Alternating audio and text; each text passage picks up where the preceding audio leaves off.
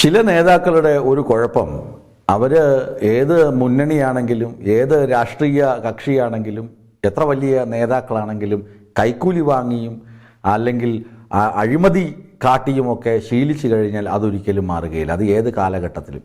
ഞാൻ പറയുന്നത്, തിരുവനന്തപുരത്ത് കിളിമാനൂർ ശൈലേഷ് എന്ന് പറയുന്ന ഒരു മനുഷ്യന് കുറച്ച് മണ്ണെടുക്കുന്നതിന് അനുമതി ലഭിച്ചു. അതിന് ജിയോളജി വകുപ്പിൽ 4 ലക്ഷത്തോളം രൂപ അടയ്ക്കണം, എൻജിനീയർക്ക് കൊടുക്കണം കൂലി, പോലീസ് സ്റ്റേഷനിൽ കൊടുക്കണം. അങ്ങനെ എല്ലാം കൊടുത്തു വന്നപ്പോൾ ഏകദേശം 7.5 ലക്ഷത്തോളം രൂപ ഈ പറയുന്ന കരാറുകാരന് നഷ്ടമാവുകയും ചെയ്തു. ഇനി മണ്ണെടുത്ത് കൊടുത്തു കഴിഞ്ഞാൽ ഒരു പക്ഷേയെങ്കിൽ ഒരു 2 ലക്ഷം രൂപ ചിലപ്പോൾ ലാഭം കിട്ടും, അല്ലെങ്കിൽ 2 ലക്ഷം രൂപ കയ്യിൽ കിട്ടും. അതാണ് ഈ കരാറുകാരൻ്റെ അവസ്ഥ. ഈ കരാറുകാരനെ മണ്ണെടുക്കുന്നതിൽ നിന്ന് തടയാൻ CPM ഏരിയ കമ്മിറ്റി അംഗം ഒരു RK ബൈജുവും അവിടുത്തെ പഞ്ചായത്ത് പ്രസിഡന്റ് സലീലും കൂടി രംഗത്തെത്തി. അവിടെയാണ് ട്വിസ്റ്റ്. ആ ഫോൺ സംഭാഷണം ഒന്ന് കേൾക്കാം.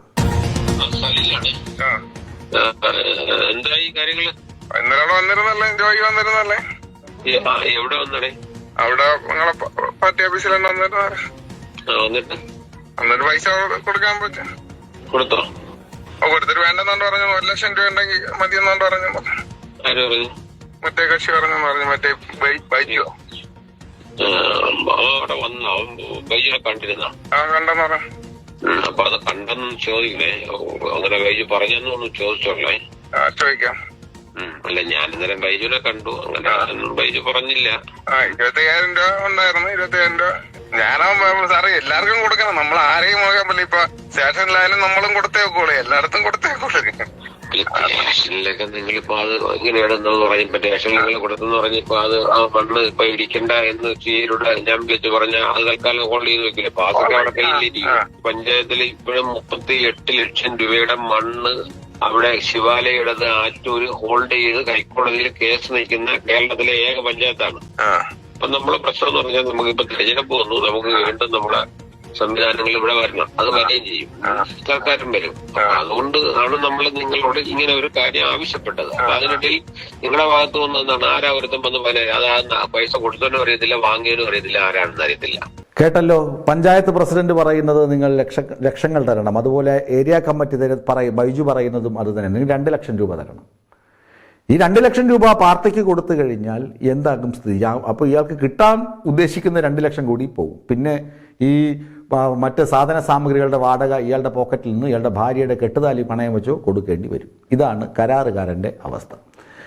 ഈ കരാറുകാരൻ 25,000 രൂപ CPMന് പാർട്ടിക്ക് കൊടുക്കാൻ തയ്യാറായിരുന്നു. ആ പൈസയും കൊണ്ട് ഏരിയ കമ്മിറ്റി ആഫീസിൽ ഒരാൾ പോയി. അപ്പോൾ ആരെയും കണ്ടില്ല. അപ്പോൾ ബൈജു വിളിച്ചു പറഞ്ഞു, നിങ്ങൾ അങ്ങനെ പോയത് എന്തിനാണ്? കേൾക്കുക. അപ്പൊ അതങ്ങ് നിർത്തി വെക്കേണ്ട. അതല്ല, നിങ്ങളെ ഒരു രസീത് കാണിച്ചിട്ട് നമ്മളവിടെ പാർട്ടി മൊത്തം മോശമാക്കിയെന്നും പറഞ്ഞ് പാർട്ടിക്കകത്ത് വലിയ ചർച്ചയാണ്. ഞാനെന്താ തെറ്റിയത്? ഒരു പാർട്ടി കൊണ്ടുവന്ന് രസീത് കൊണ്ടുവന്ന് രസീത് ഉള്ളതുകൊണ്ട് പൈസ കൊടുത്ത്. എനിക്ക് ആളിനെ അറിയത്തില്ല, ഞാനും ഇല്ലായിരുന്നു. ഞാൻ ചോദിക്കട്ടെ ജോണി, നിങ്ങൾക്ക് എന്നെ അറിയാലോ, ബൈജുവിനെ അറിയാലോ? അറിയാം. നമ്മൾ തമ്മിലല്ലേ സംസാരിച്ചത്? നമ്മളങ്ങനെ തന്നെ സംസാരിച്ചത്. 10 ചെയ്തില്ലല്ലേ? എനിക്ക് ഇത്രയും സംസാരിക്കാനുള്ളൂ. കേട്ടല്ലോ, നിങ്ങൾ അവിടെ പോകേണ്ട ആവശ്യമില്ല. എനിക്കോ അല്ലെങ്കിൽ പഞ്ചായത്ത് പ്രസിഡന്റിന്റെ കയ്യിൽ 2 ലക്ഷം രൂപ എത്തിക്കണം. പഞ്ചായത്ത് പ്രസിഡന്റും വിളിക്കുന്നുണ്ട്. പഞ്ചായത്ത് പ്രസിഡന്റിന്റെ ശബ്ദം കേൾക്കാം. അപ്പൊ ഞങ്ങൾ ഇലക്ഷൻ വന്നോണ്ട് ഞങ്ങൾ പറഞ്ഞ് ഇത്തിരി പൈസ നമുക്ക് കൊടുക്കാനാണോ? പുള്ളി പറഞ്ഞു തരാം. അപ്പൊ ഞങ്ങള് പാർട്ടിയായിട്ട് പഞ്ചായത്ത് പ്രസിഡന്റ് എന്നുള്ള നിലയിൽ മാത്രം ചോദിക്കില്ല, പാർട്ടിയായിട്ട് ആലോചിച്ചു. ശരി, ഓക്കെ. അപ്പൊ പുള്ളി എന്നിട്ട് വന്നിട്ട് ഒരു 10,000 രൂപയുടെ ഒരു രസീത് കൊണ്ട് അവിടെ വന്നു. പാർട്ടി തെരഞ്ഞെടുപ്പ് ഫണ്ടിന്റെ രസീത്, അതിന്റെ കോപ്പി ഇന്ത്യയിലുണ്ട്. അപ്പൊ അതില് നമ്മൾ പറഞ്ഞത് ആര് വാങ്ങി? അത് നമ്മുടെ പാർട്ടിയുടെ ഏരിയ കമ്മിറ്റി മെമ്പർ ബൈജു എന്ന് പറയുന്ന ഒരാള് പറഞ്ഞിട്ടാണ് പിന്നെ കൊടുത്തെന്ന് പറയാം. അപ്പൊ ഞാൻ ചോദിച്ചു, നിങ്ങൾ ബൈജുവിനോടോ എന്നോടോ നമ്മൾ ഉത്തരവാദിത്തപ്പെട്ട ആരുടെയും ചോദിക്കണ്ടായിരുന്നു. അത് നമ്മൾ ചോദിച്ചില്ല. അത് ആ പൈസ വാങ്ങി ആരെന്ന് അയാൾക്ക് പറഞ്ഞൂടെ? ഈ നിങ്ങൾ പറയുന്ന ശൈലേഷനും അറിയാൻ വയ്യ. ഞങ്ങൾ പറഞ്ഞ് നിങ്ങൾ അത് പറയണം. നിങ്ങൾ ആരുടെ പേരിലാണ് ഈ രസീത് എവിടെ നിന്നാണെന്നും ആരാണ് വാങ്ങിയതെന്നും നിങ്ങൾ പറയണം. പറഞ്ഞതിന് ശേഷം മാത്രമേ ബാക്കി കാര്യങ്ങൾ, നമുക്ക് ഒത്തിരി ഇലക്ഷൻ ഒത്തിരി പൈസ തരണം. ഇത്രയും ഞങ്ങൾ പറഞ്ഞുള്ളൂ. കണ്ടല്ലോ, ഇതാണ് അവസ്ഥ.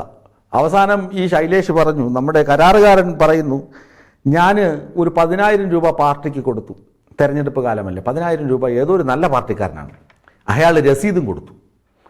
തെരഞ്ഞെടുപ്പ് ഫണ്ടിലേക്ക് 10,000 രൂപ ഈ കരാറുകാരൻ സംഭാവന ചെയ്തു, അതിന് രസീതും കൊടുത്തു. ഇത് ബൈജുവിന് ഇഷ്ടപ്പെടുമോ? സലീലിന് ഇഷ്ടപ്പെടുമോ? ഒരിക്കലും ഇഷ്ടപ്പെടില്ല. കാരണം എടാ, ഞങ്ങളാണ് ഇവിടുത്തെ ഇരുപ്പുറച്ച കമ്മ്യൂണിസ്റ്റുകാർ, CPMകാർ. ഞങ്ങൾ തോന്നുംപടി പൈസ വാങ്ങും, തോന്നുംപടി എല്ലാം ചെയ്യും. ഞങ്ങളെ കവിഞ്ഞ് ഏതൊരു ഒറിജിനൽ കമ്മ്യൂണിസ്റ്റാണ് ഇവിടെ ഉണ്ടായതെന്നാണ് ഇവരുടെ ചോദ്യം. ഈ 10,000 രൂപ വാങ്ങിയ പാവപ്പെട്ടവൻ്റെ ആഫീസ് പൂട്ടിക്കാണും ഇപ്പോൾ. 10,000 രൂപ വാങ്ങി ബില്ലും രസീതും കൊടുത്തിട്ടുണ്ട്. അപ്പോൾ നമ്മുടെ ശൈലേഷ് എന്ത് ചെയ്തു? കരാറുകാരനായ ശൈലേഷ് ഈ രസീത് ഇവരെ കാണിച്ചു. ഇത് കണ്ടില്ലേ, ഞാൻ പാർട്ടിക്ക് സംഭാവന കൊടുത്തു, ഇനിയെങ്കിലും എന്നെ മണ്ണെടുക്കാൻ അനുവദിക്കണം, എനിക്ക് പാസ്സുണ്ട്, ഇത്ര ദിവസത്തിനകത്ത് ഇത് എടുത്ത് തീർക്കണം. എവിടെ സമ്മതിക്കാൻ? അപ്പോൾ ശൈലേഷ് തീരുമാനിച്ചു, എന്നാൽ പിന്നെ ഈ ശബ്ദ സംഭാഷണങ്ങൾ മാധ്യമങ്ങൾക്ക് കൊടുക്കാം. അങ്ങനെ മാധ്യമങ്ങളിൽ വാർത്തയായപ്പോൾ അയ്യോ പൊത്തോ എന്ന് പറഞ്ഞ് കിടന്ന് ഓടുകയാണ് ആര്? ബൈജുവും മറ്റേ സലീമും, പഞ്ചായത്ത് പ്രസിഡന്റും. ഇവർക്ക് എന്തിൻ്റെ കേടെന്നാണ് ജില്ലാ സെക്രട്ടറി വി ജോയി ചോദിക്കുന്നത്. ഇവർ ഈ സമയത്ത്, ഇലക്ഷൻ സമയത്ത് പാർട്ടിയെ താറടിക്കാൻ മനഃപൂർവ്വം ചെയ്തതല്ലേ ഇതൊക്കെ? പാർട്ടി ഇവർക്ക് ഉത്തരവാദിത്തപ്പെട്ട സ്ഥാനമാനങ്ങൾ നൽകിയത് അച്ചടക്കത്തോടുകൂടി പാർട്ടി പ്രവർത്തനം നടത്താനാണ്, അല്ലാതെ കൈക്കൂലി വാങ്ങാനാണോ എന്നത് വലിയ ചർച്ചയായി. അതുകൊണ്ട് തന്നെ 27 നാളെയാണ് 3 അംഗ അന്വേഷണ സമിതി, ഏരിയ കമ്മിറ്റി അംഗങ്ങളിൽ നിന്ന് തന്നെയുള്ള 3 പേരെ അന്വേഷിക്കാൻ ഏൽപ്പിച്ചു. അവർ അന്വേഷിക്കുന്നുണ്ട്. അന്വേഷണ റിപ്പോർട്ട് നാളെ കിട്ടും. അതിന്മേൽ ചർച്ചയാണ്. ഏതായാലും RK ബൈജുവിനെയും സലീമിനെയും പാർട്ടിയുടെ പ്രാഥമിക അംഗത്വത്തിൽ നിന്ന് പുറത്താക്കാൻ ഏരിയ കമ്മിറ്റി ശുപാർശ ചെയ്തും ജില്ലാ കമ്മിറ്റി അത് അംഗീകരിക്കുമെന്നാണ് എനിക്ക് ആ ഭാഗത്ത് നിന്ന് നമ്മുടെ പാർട്ടി സഖാക്കളൊക്കെ പറഞ്ഞ് കേട്ടത്.